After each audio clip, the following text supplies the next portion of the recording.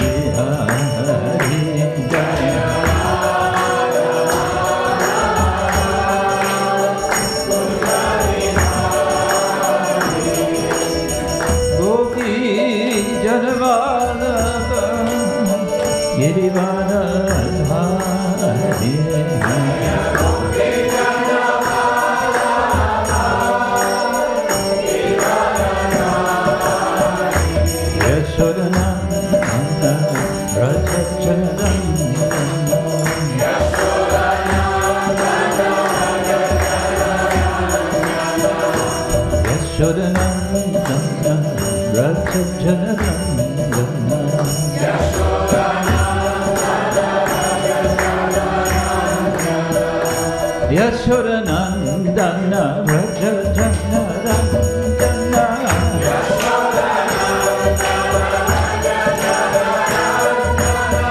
Yashodanandana Raja Janarandana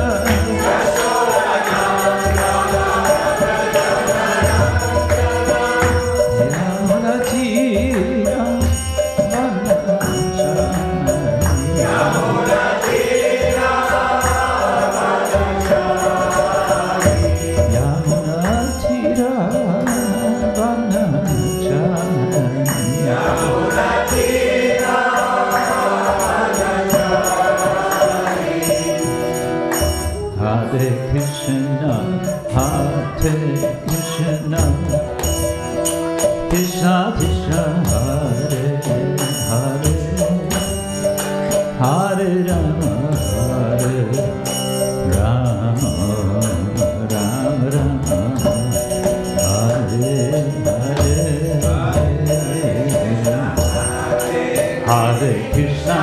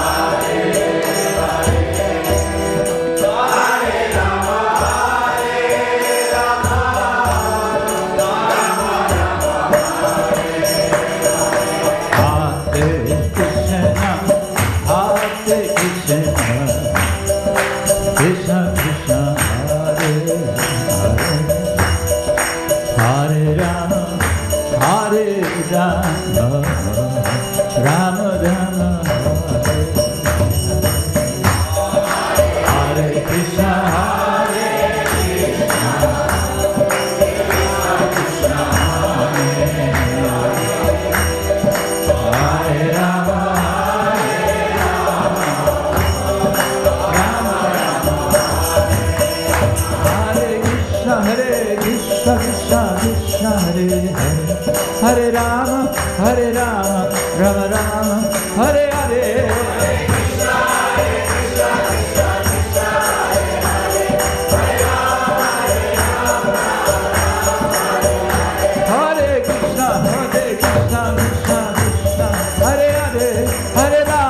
Hare Rama, Rama Rama, Hare Hare.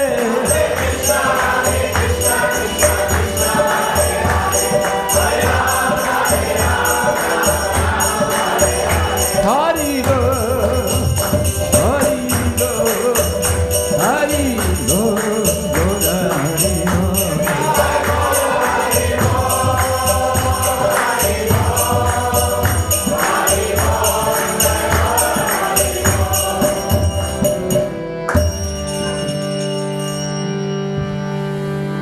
Prabhupada ki jai, Ananta Goti Vaishnava Vrinda ki jai, Śrī Radha Gopinatha ki jai, Śrī Caitanya-charitamrita ki jai, Gaur Premanande, all glory to the Chandra, all glories to Shri Guru, Shri Gauranga.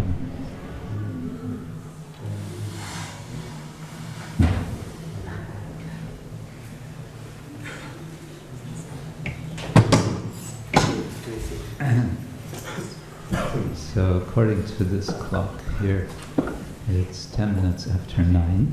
So are there any questions?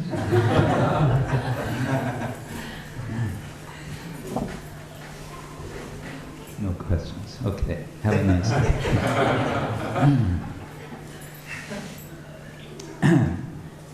Nama Om Vishnupadaya Krishna Kshetra Swami Śrīmate Bhaktivedanta Swami iti namine Namaste Saraswate Dehe Gauravani Pracharine Nirvishesha Shunyavadi Paschatya-deshakarine Vancha kalpatarubhyascha Viva sindhubhya evacha Patiktana Pavanebhyo Vaishnavebhyo Namo Namah.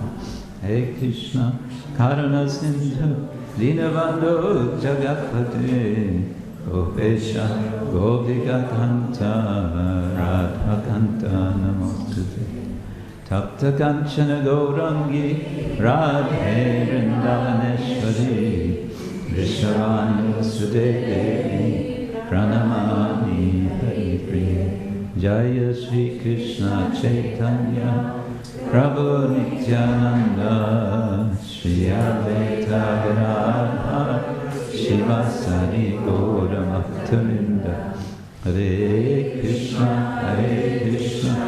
Krishna Krishna Hare Hare Hare Rama Hare Rama Rama Rama Hare Hare.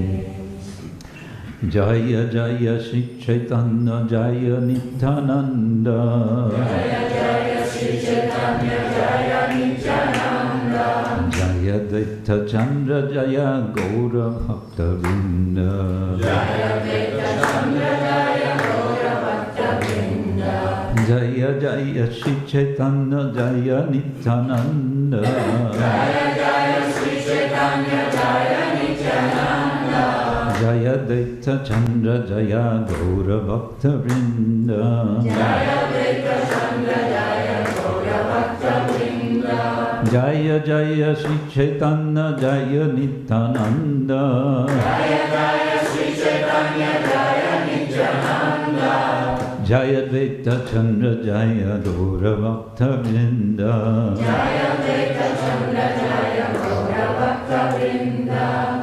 So we're reading from Śrī Caitanya-charitamrita, Antya-lila. This will be verses 8 and 9, 7 and 9, 7 through 9? 7 through 10. Oh, okay. Oh, all right. Yes. This chapter is called the Chastisement of Junior Haridas. That subject comes later in this chapter. First, now we're hearing about the different ways that Chaitanya Mahaprabhu appears to the devotee.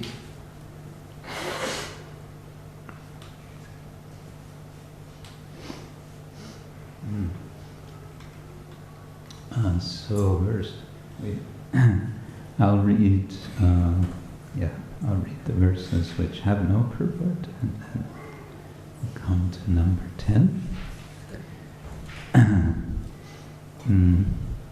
Maybe as a way of reminder, because we do this once a week, and it's very much connected with what was there in the previous, I suppose was read last Sunday. Śrī Caitanya Mahāprabhu, this is verses 5 and 6. Śrī Caitanya Mahāprabhu delivered almost all the fallen souls by directly meeting them. The term here is sākṣāt-darśane. He delivered others by entering the bodies of great devotees, such as Nakula Brahmacārī.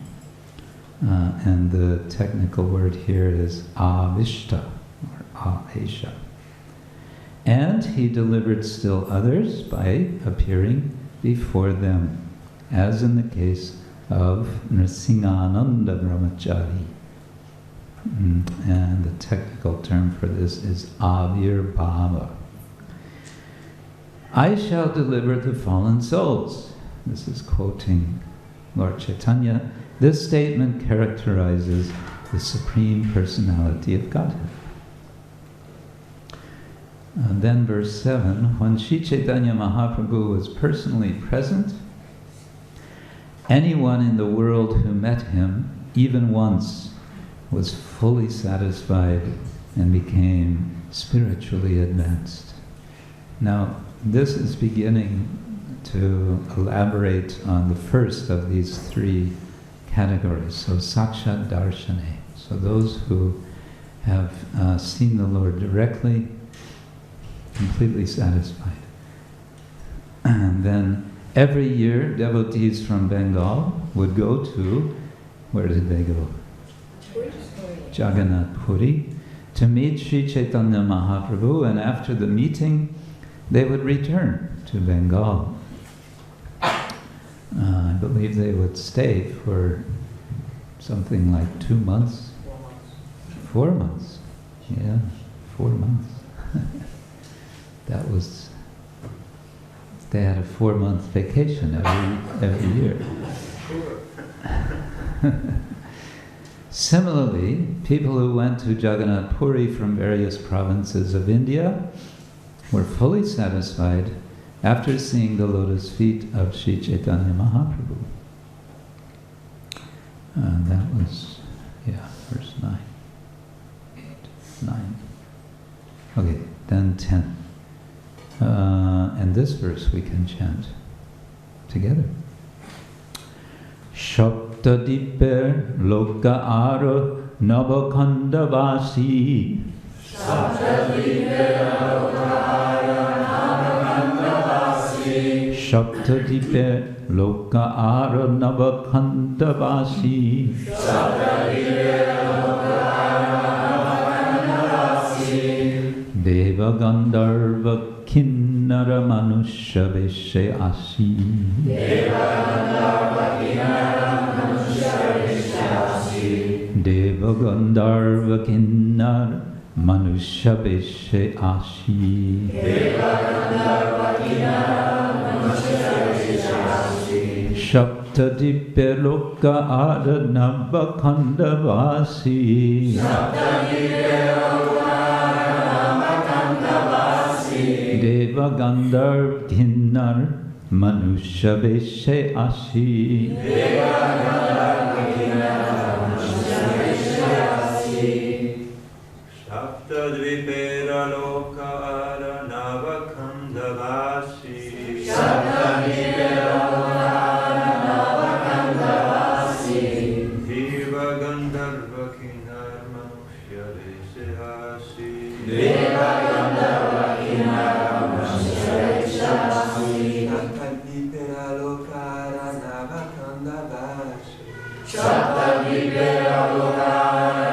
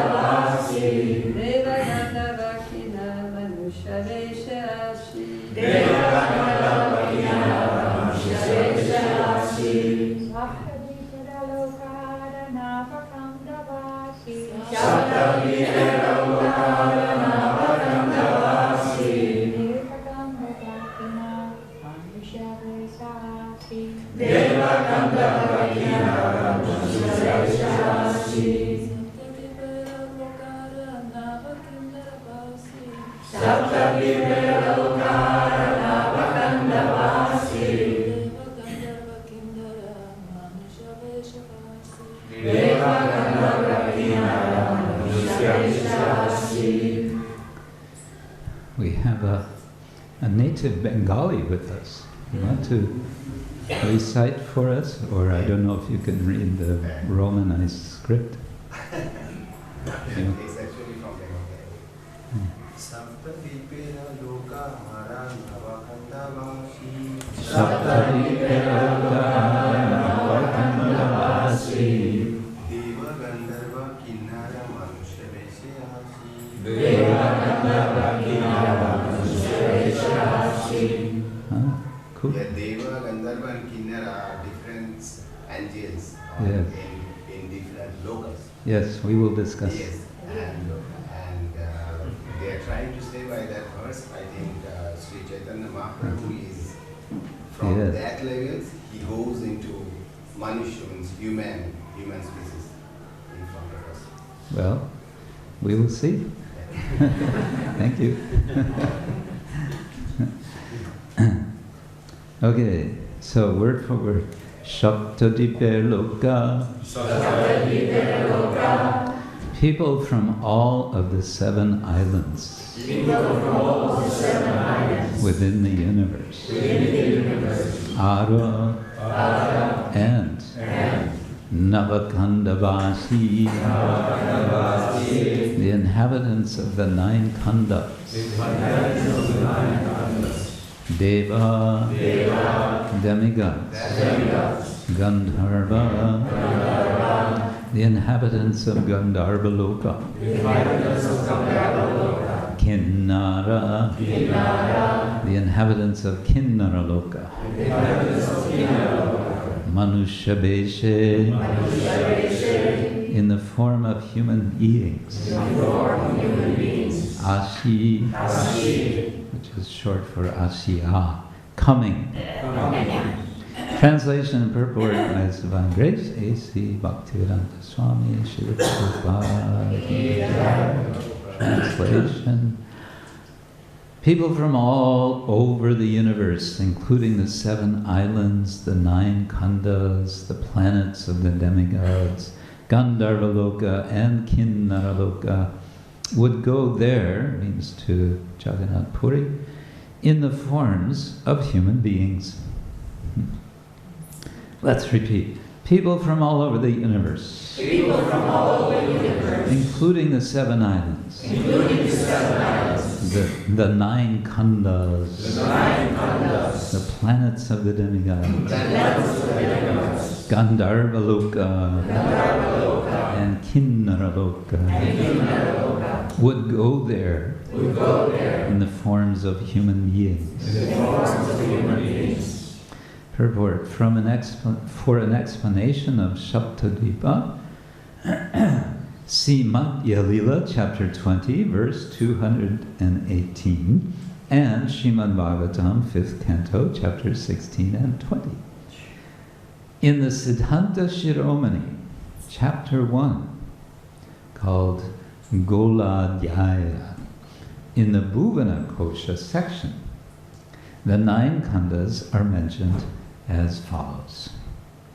Aindram kaseru sakalam kilatamraparnam anyatgobas anyatgavastimattatascha kumarikakyam nagam cha samyam ihavarunam antyakandam gandharva sangyamiti bharatavarshamadye.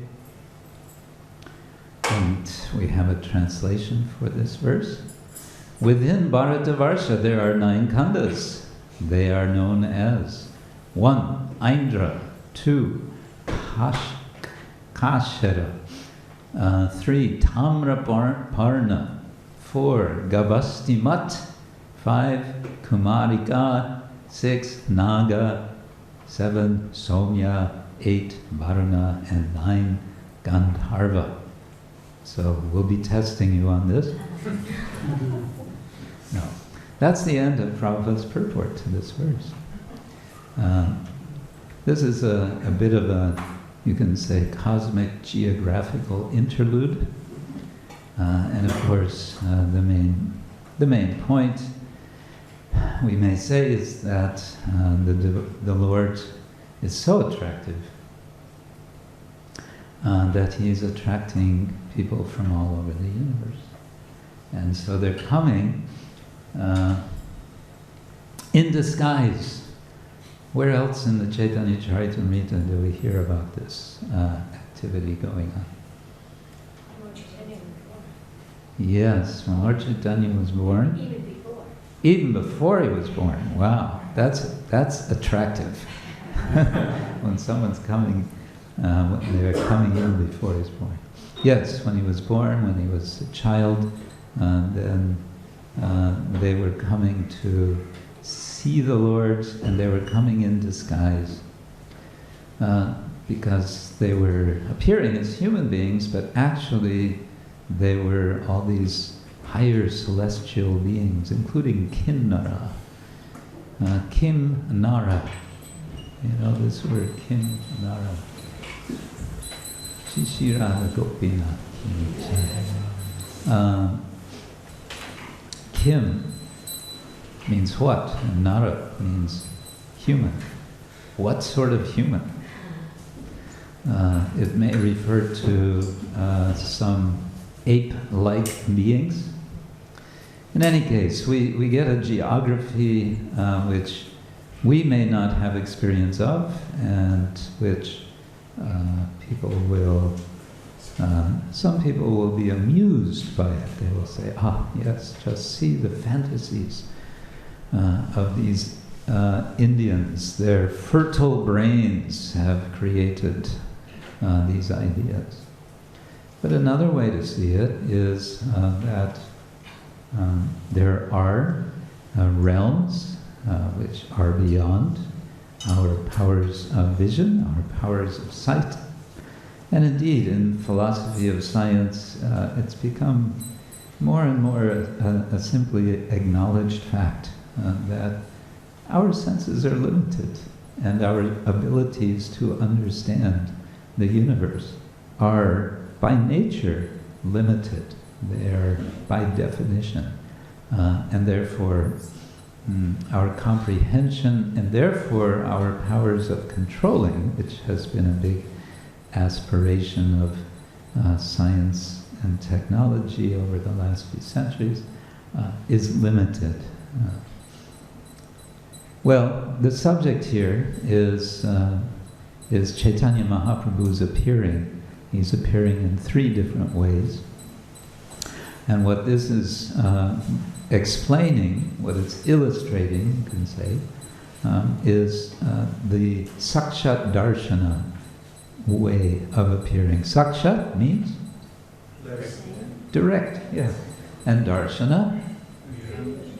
Seeing, yes. So, what are we having as we sit here? When we look this way, what are we having? sākṣāt-darśane. Yes, you can say like that. But there's another sense of sākṣāt-darśane here, and that is the Lord in his, we would say, physical. We have to be careful with the word physical because we also want to say spiritual. Is embodied.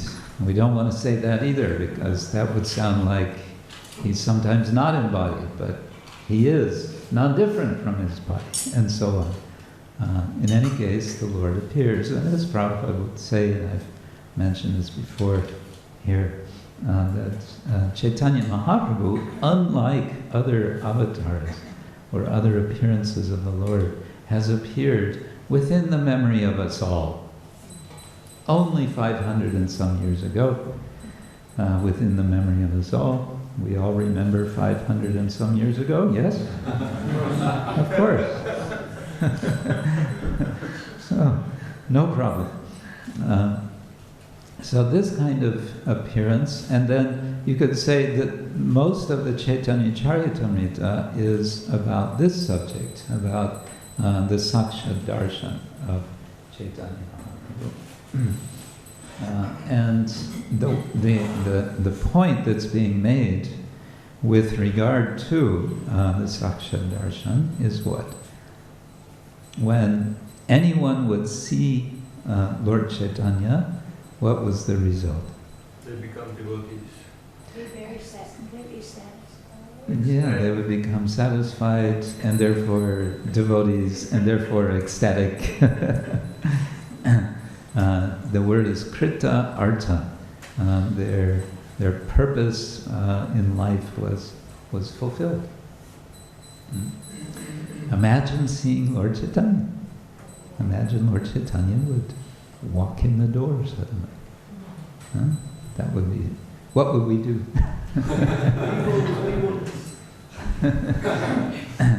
Yeah. We might be finding ourselves showing ecstatic symptoms of being stunned. Not so much in ecstasy, but in confusion and shock. Well, the Lord appears and performs his wonderful activities, and this is, the subject of Chaitanya-charitamrita, but it goes beyond that. And so we hear about, and we're going to get one example each for each of these other types of appearing. So the first is āviṣṭa, and the second is called āvirbhāva. The example for āviṣṭa is going to be Nakula Brahmacārī, and it seems that Nakula Brahmacārī was in effect possessed by Lord Chaitanya. That's often the word used to translate āviṣṭa. The word āviṣṭa is used here, it's the same, little grammatical difference. Vish means to enter, and so āviṣṭa, really entering into. And then possession, the idea of being possessed. Sometimes we read of prema āviṣṭa, that Chaitanya Mahāprabhu was possessed by prema. And that will be a major theme in later chapters of Antya-lila. So Lord Chaitanya, in this case, it's the other way around. He is somehow entering into Nakula Brahmacārī, and as a result, he is displaying all sorts of ecstatic symptoms to such an extent that crowds of people are coming to see him, to have his darshan. And so they see him as an embodiment of Chaitanya Mahāprabhu.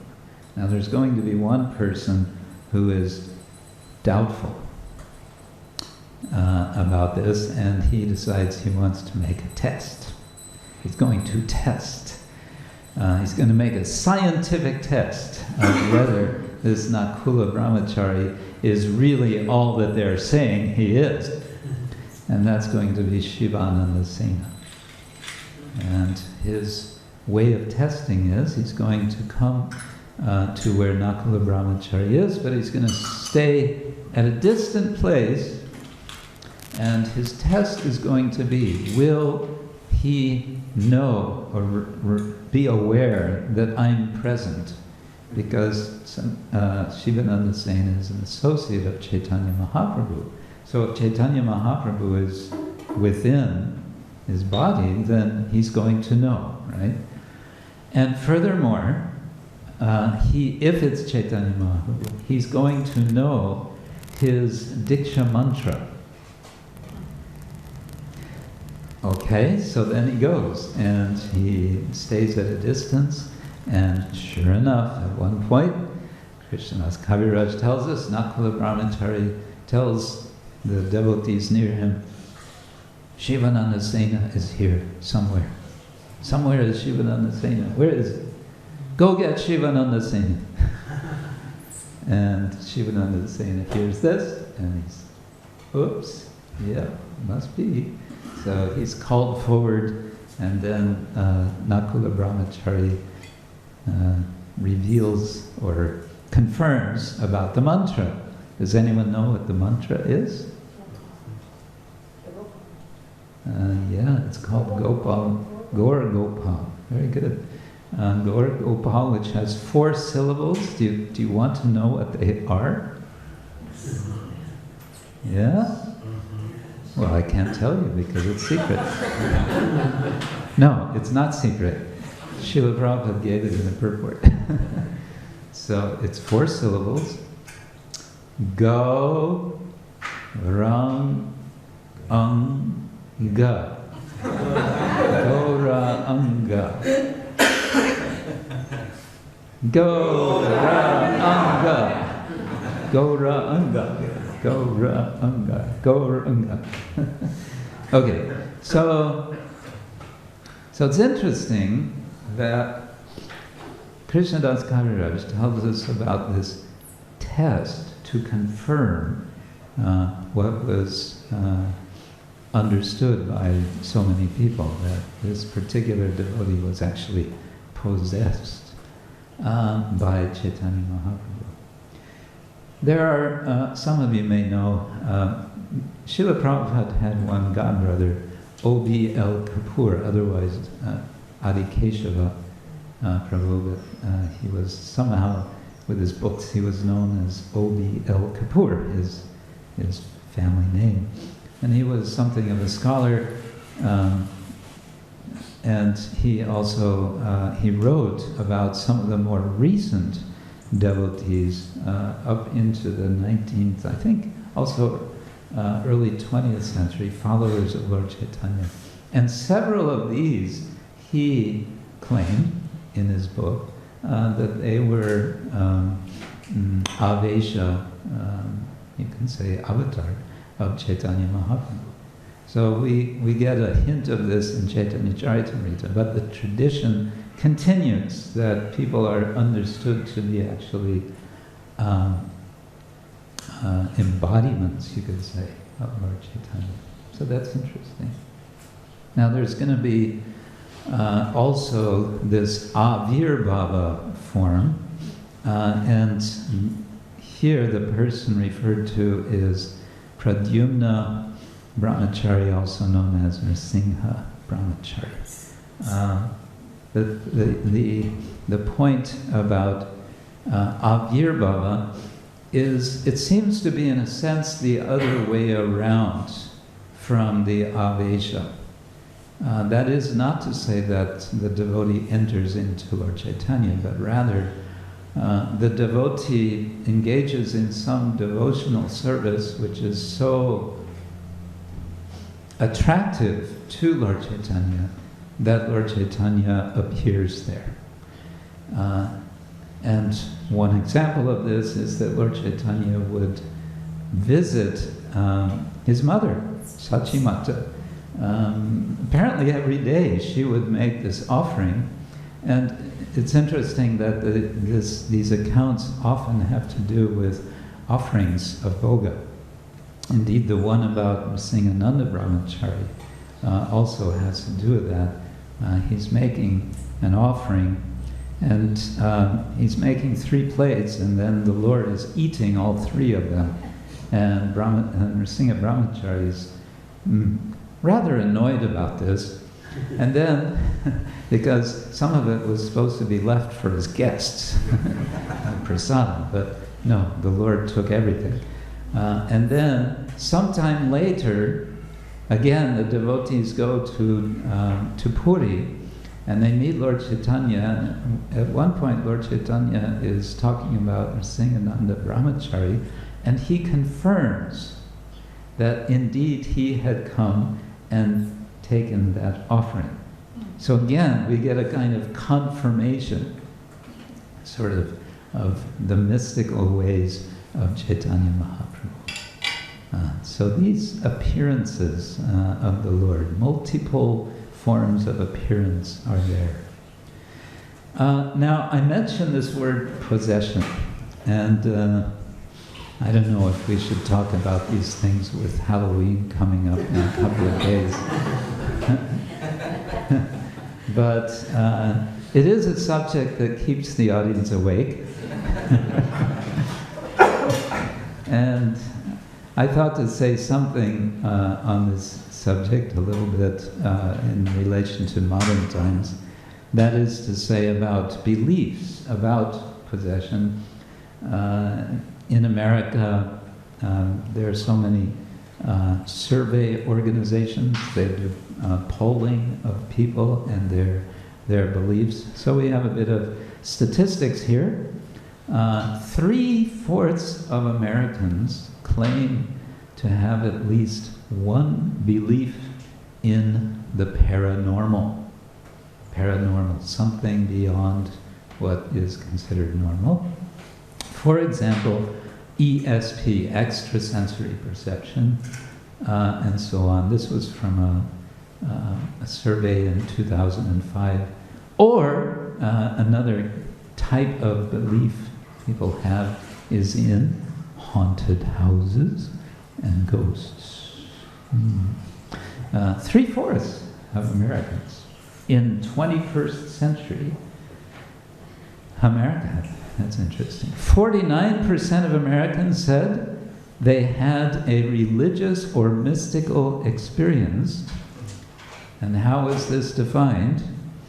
As, quote, a moment of sudden religious insight or awakening. 49, almost 50% of people have had some kind of experience like this. 29% felt in touch with someone who had died, according to a 2009 survey. Here's another about ghosts. 42% of adults in the United States say that they believe in ghosts. 36%, this is fun, 36% say they believe in UFOs. 29% believe in astrology. Okay. Yeah, what to make of that? There was a study done at University of California, Los Angeles, called Spirituality in Higher Education. And they found that although college students, university students, religious activities tended to slide, but their spiritual interests increased. So, college preaching ki jai. Now, okay, some statistics, whatever it's worth, it shows there is some sense that there's something going on beyond what we can see. I think it would be interesting to have a similar surveys done in India, and maybe China, and maybe Belgium. But I don't have such numbers here. Something I read just a couple of days ago, a strange sort of phenomenon is going on since recent times in Sweden, and only in Sweden. And that's what they call resignation syndrome. Young children of immigrants, of refugees, some children become completely withdrawn to the extent that they have to be fed, through with liquid through the nose or something like this. Completely withdrawn, completely inactive, as if only sleeping. They won't move, they won't do anything. And for some of these children, this goes on for weeks at a time. And the doctors, they're all completely clueless. They don't know what this is. So many theories are there. Generally, they're saying it seems to be a result of trauma, because these children have undergone many times great trauma before or during coming to the country. But another strange thing is, this is it's reported only in Sweden. Why is that? Another sort of possession, which I've found fascinating, is practiced in South India, in Kerala. There is a tradition of dance, of a type of dance called Theyyam. I may have told about this sometime. Probably have. Did I sometime? No. Theyyam dancing. This is performed by performers who are from what would be called outcast groups. But during the time that they're doing their performances, they are worshipped by Brahmins. And then after the dance is over, they're outcasts again. Yeah. But these Theyyam dancers, they have extremely elaborate costumes that take hours to prepare, including the makeup on their face, and sometimes huge crowns, quite heavy. And they'll be performing of different deities. There's an account that I read of one Theyyam dancer who was, his specialty apparently was Vishnu. He would become Vishnu. And just before it was time for him to go out of the dressing room onto the stage, these are performed outdoors, so just in a clearing outdoors, just before he's ready to go, he looks in a mirror. And as he looks in the mirror, he starts shaking. And then he knows it's time. And then for the next, sometimes 2 hours, he will go into a very intensive dancing and also speaking. And this is very typical. You'll find this in different parts of the world, that people who are possessed become, they will be asked questions.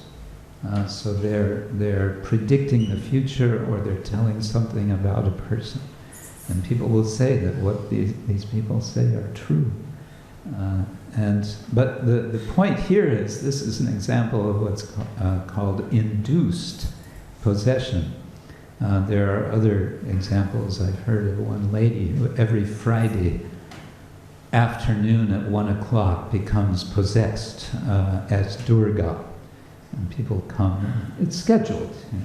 She's there, and she'll speak to them as Durga. So these things go on. And in the case of the Theyyam dancer, when it's all over, he kind of settles down and he's no longer possessed. He can no longer remember what happened. So an interesting question about all of this is, what's going on. And this is, of course, a question that anthropologists have tried to deal with, and psychologists, and so on. But we may ask ourselves, from our understanding, philosophical understanding, what could this mean? We see that there are individual souls, and then there's, what is this? A second soul is coming into the body and taking over, and what's happening to the first soul? What's going on? This is strange. So the point I want to make, of course, Krishna says in Bhagavad Gita about the soul, he says it's very wonderful. Ascharyavat paschati kaschanena. Those who, look at or try to understand the soul, they say, oh, ascharyavat.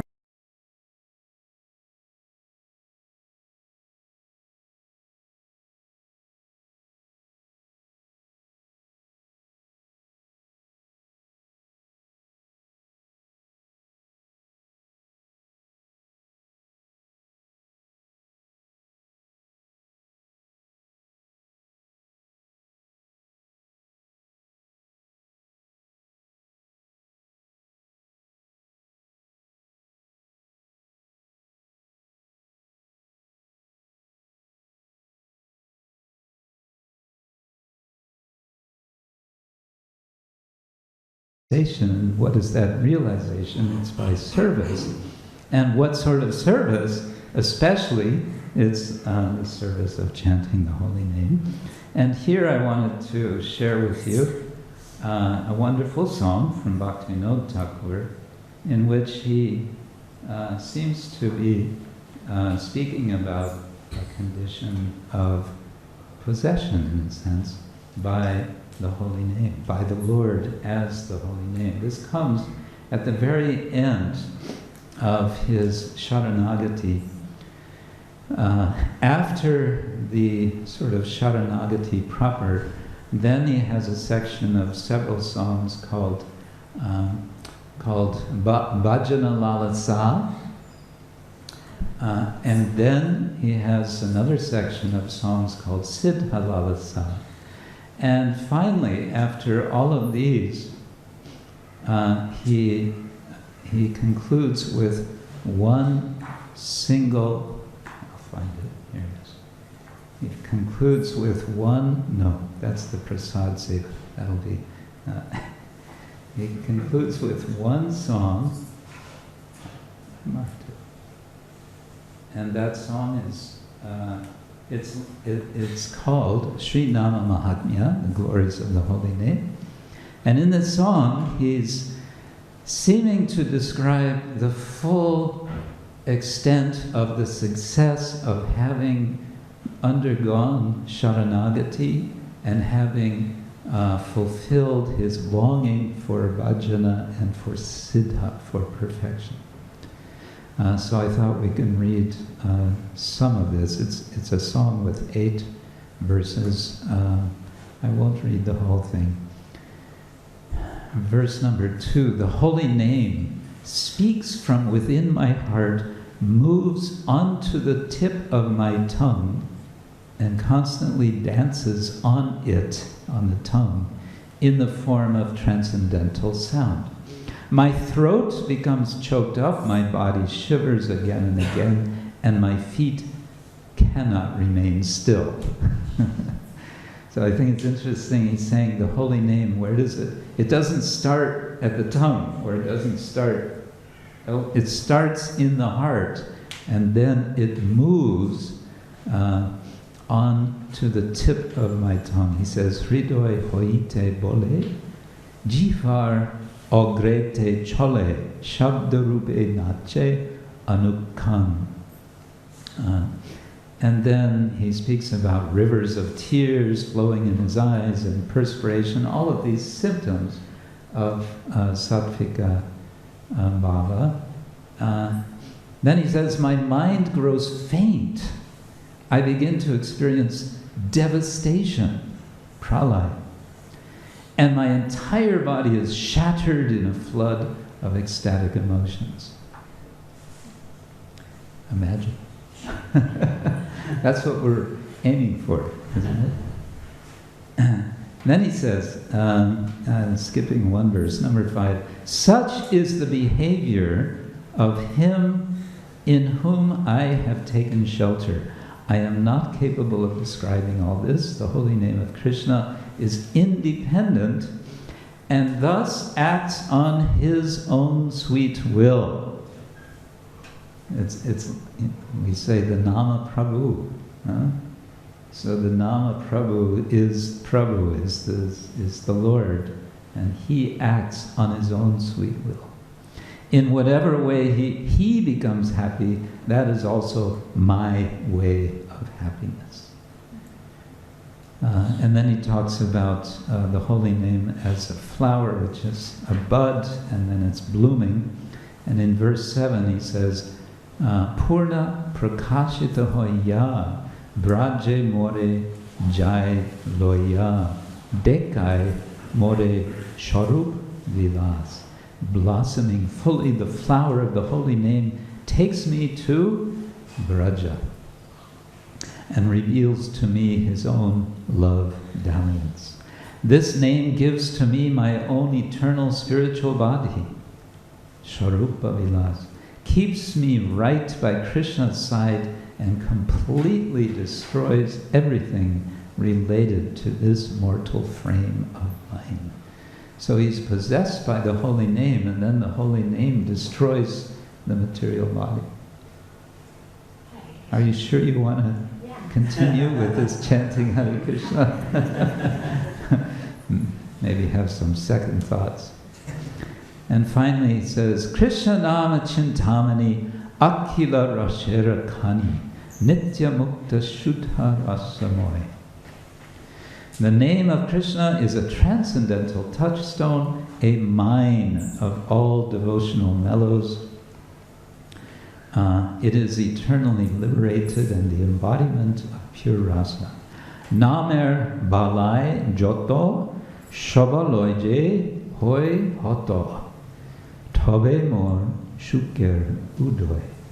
When all impediments, all obstacles to the pure chanting of the holy name are taken away and destroyed, then my happiness will know its true awakening.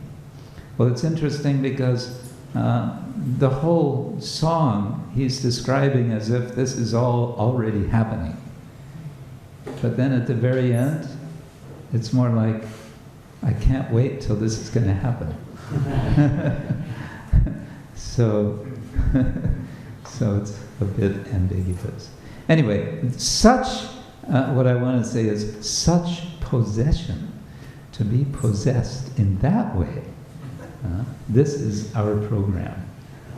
Not to be possessed by ghosts, not to be possessed, not just to believe in ghosts, certainly not to have resignation syndrome, or to become temporarily possessed like the Teyam dancers of South India.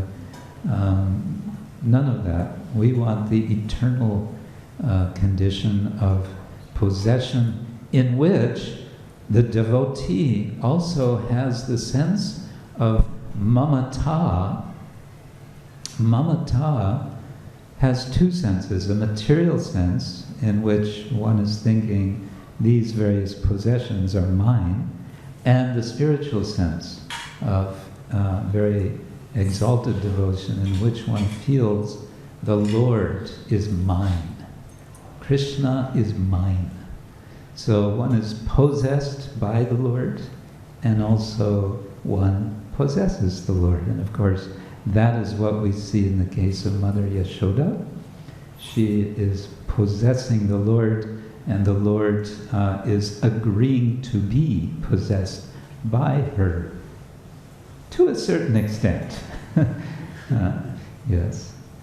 So I will stop here and say thank you all very much. I want to thank all the Radhadesh Basis for tolerating me the last few weeks.